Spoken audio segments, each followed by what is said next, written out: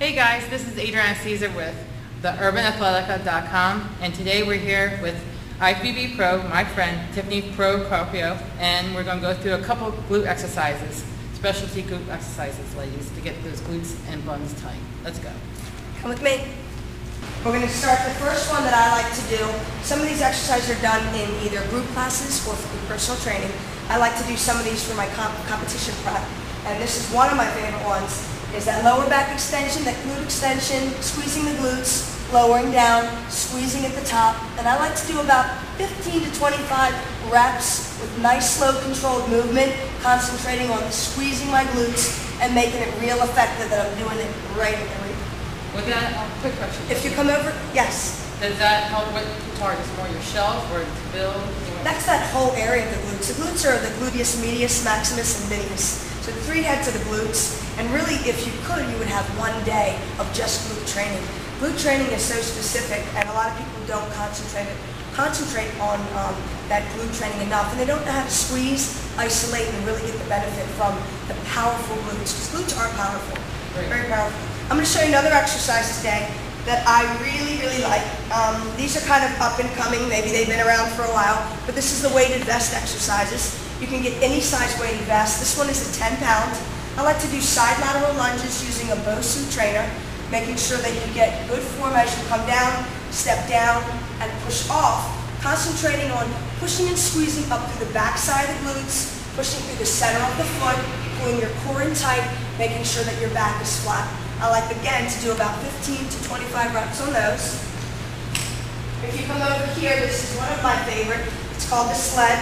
It has a 45-pound plate on it. You can plate it however you'd like to plate it. You want to make sure on this exercise that your hips stay low, your rear end is not extended in the air, your core is tight, and when you drive it and push, you really push through the ball of the foot, pushing through the glutes and letting the glutes engage. You want to turn it back around. Again, lower the hips low. Focus on the drive in the glutes, pushing through the ball of the foot.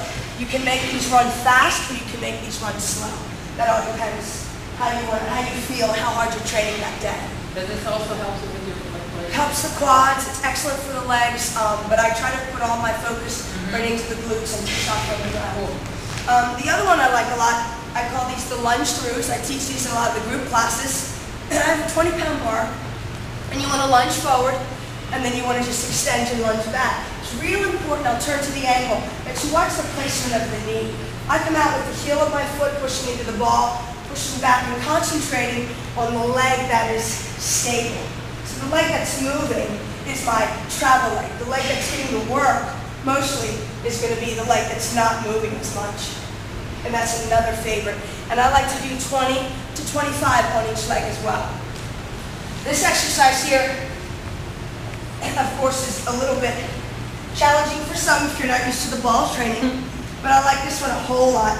And you can get a lot of hip lifts with leg extensions for hamstrings as well as glutes. This is one of my favorite ones. You want to get a nice round, strong rear end, this exercise here. You can also flip it, turn it around, and give yourself hip lifts. And it's important once you get that hip lift that you stay shelf, shoulders and hips, dropping your glutes down, driving it through your glutes, hips down. Make sure you don't close down the airway, keep your chin up.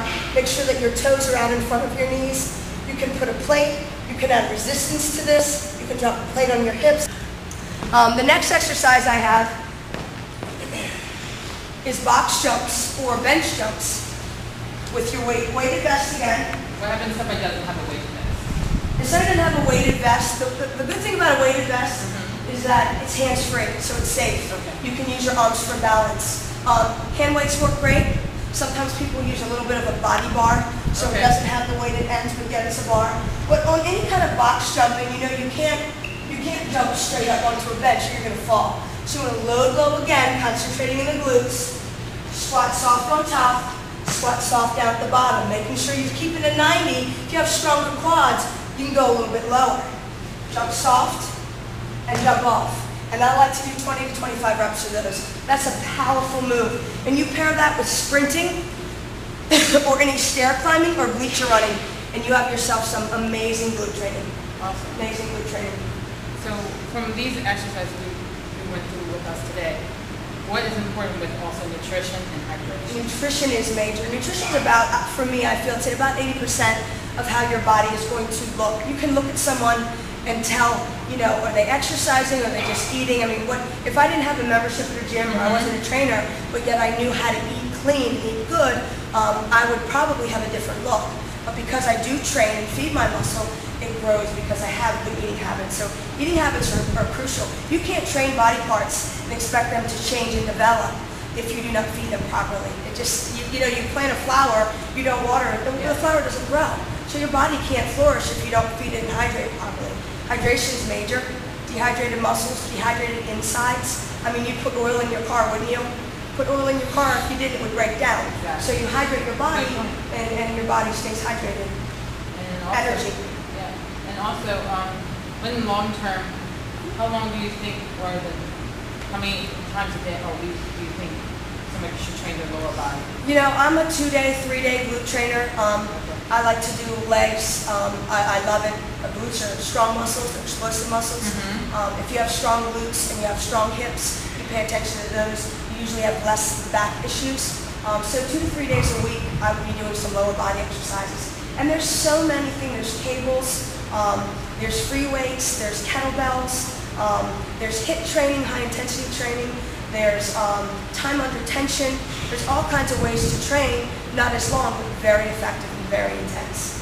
Wow, Tiffany, thank you so much. I really appreciate you taking the time to show us some key factors of training, glutes, exercise, and like that. Nutrition and water, how important really everything is like combined with everything. It's like a lifestyle, correct?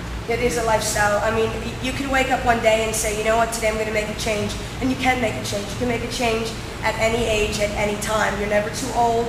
You're never too this. You're never too that. You just have to get there, be consistent, and really, really just go with it. And I just want to say thank you from Urban Athletica and myself for you taking the time. And you can let our viewers know where they can find you, or I'm at Tiffany at tiffanyprocopio.com. Awesome. Thank you. Thanks, guys.